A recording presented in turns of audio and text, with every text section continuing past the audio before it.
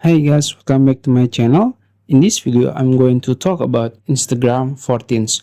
So, Instagram just launched their new feature, which is Instagram for teens. Basically, you as a parent can control or supervise your teens or kids on Instagram. So, it will be safe for them.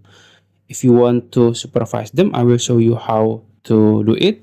First, you can open your Instagram app and go to your profile page.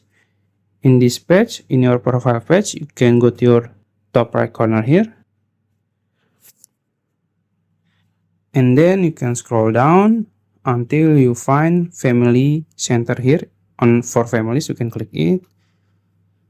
After that, you will open your family center. This is the details. You can read it, and then you can invite your teen. You can click this one in the bottom, and you can search your teen or kids if you are already follow each other. But if not, you can just click share link here, and it will create link, your own link. You can copy it, and then you can send it to them and they will accept it.